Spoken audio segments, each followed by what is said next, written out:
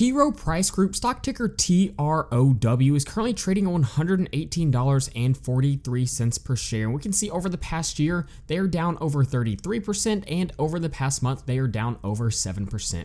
Now, the bear case for this company is a pretty simple one. We can see active asset managers are suffering from strong competition from passive asset managers, and this has led to a huge decrease in assets under management, which is an extremely important metric for companies such as T. Rowe Price. Now, again, like always, complete disclaimer, T. Rowe Price is actually a company that I do currently have in my portfolio. If we go ahead and zoom in and look at my growth chart over here, we can see T. Rowe Price is actually a company I'm currently up around 8% on. So in this video, we're going to be jumping into my financial institution valuation model. We're going to be looking at different valuation metrics such as Graham's valuation, historical price to tangible book value, multiples and ROA analysis, and a dividend discount model. And all of this will roll into our output tab. So if you'd like to be able to download this spreadsheet, then you can head over to my Patreon page at the link in the description. So if we come up here and plug in the stock ticker for T. Rowe and hit enter, you can see all of this data is going to automatically load in. I currently have a 1,000 day change plugged in. So you can see they had a huge run up and then a very drastic drop down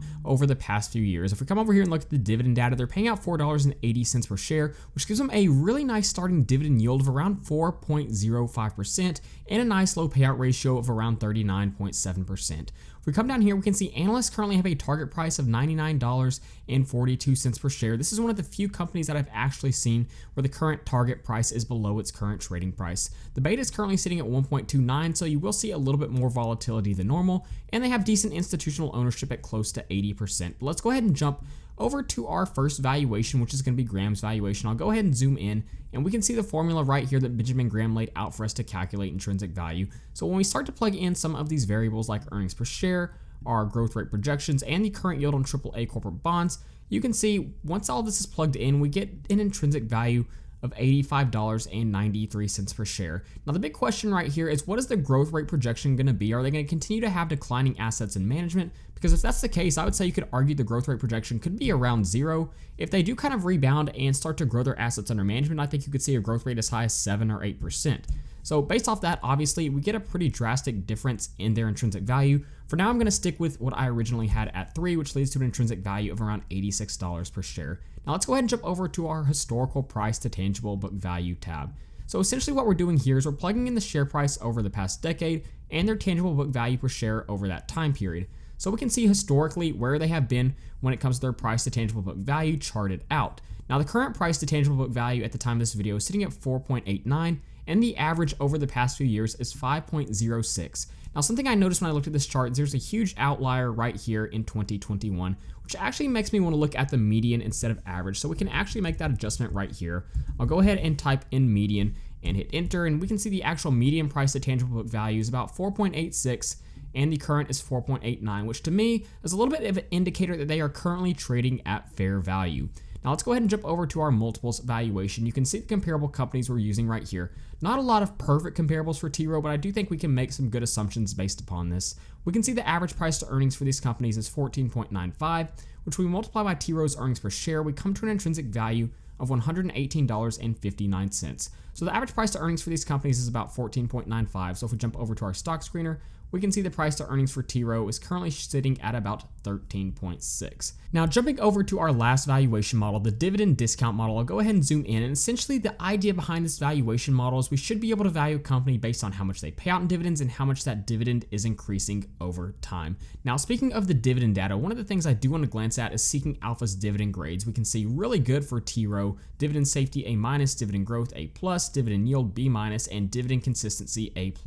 So if we look at the dividend history, we can see they've actually been paying out dividends and growing dividends for 36 consecutive years. So that is a really huge positive, making them a dividend aristocrat. But when we jump over to our valuation, you can see I plugged in the quarterly dividend payouts over the past few years, so we can see how much they pay out each year and see our year-over-year dividend growth rates right here. That's an average growth rate of 14.53%. So moving forward, I'm projecting a growth rate of 5% and a discount rate of 8.5%, which leads to a dividend discount model price per share of $144 per share. That's a pretty good valuation for this company at its current trading price. Now, the last thing I typically look at is our assets under management growth, and this is something we've already talked about a little bit. The company currently has assets under management of 1.28 trillion, but like we mentioned earlier, that has been declining over the past year, which is kind of a red flag for this company and their business structure. So while I don't currently have the assets under management plugged in, we do need to keep in mind it has been declining over the past few years, which is not something that we want to see. But when we jump over to our output tab, we can see our valuations. Grams at around 86, multiples at 118, dividend discount model at 144. The current price to tangible book value is currently sitting at 4.9, but if you'll remember what we looked at, that's actually pretty close to where it's been at historically. And when we jump over to the output tab, while we don't have our assets under management 5-year compounded annual growth rate, we do have to keep in mind it has been declining. But when we plug all this in, we come to an intrinsic value of $116.21 per share, which is very close to the current trading price. Now, I think the valuation you're going to get for this company is highly dependent on the growth rate projection you apply for Graham's valuation. Like I mentioned earlier, it's really hard to currently project a growth rate because of the declining assets under management. So even if you feel like you don't have an accurate growth rate and you remove this valuation, you can see your intrinsic value is going to jump up to $131.35 per share. Now, based upon that, let's say you were to apply a 20% margin of safety, your acceptable buy price is pretty close to $105 per share, which is actually pretty close to the price that I bought in at, and it's one of the reasons that I'm currently up about 8% on this investment. So if this is a company you're interested in, you have to keep in mind some of the dividend data. There's a lot to like as far as the dividend, a good starting dividend yield, and a good dividend history, but the assets under management is really the red flag for me. It's where I'm concerned, but if you still feel like you can buy in at a good price, it may be a company you should consider adding to your portfolio. So there you go. There's an analysis on Rowe Price. If you'd like to be able to download this spreadsheet, then you can head over to my Patreon page at the link in the description. So that being said, thank you guys so much for watching, and please don't forget to like and subscribe to the channel.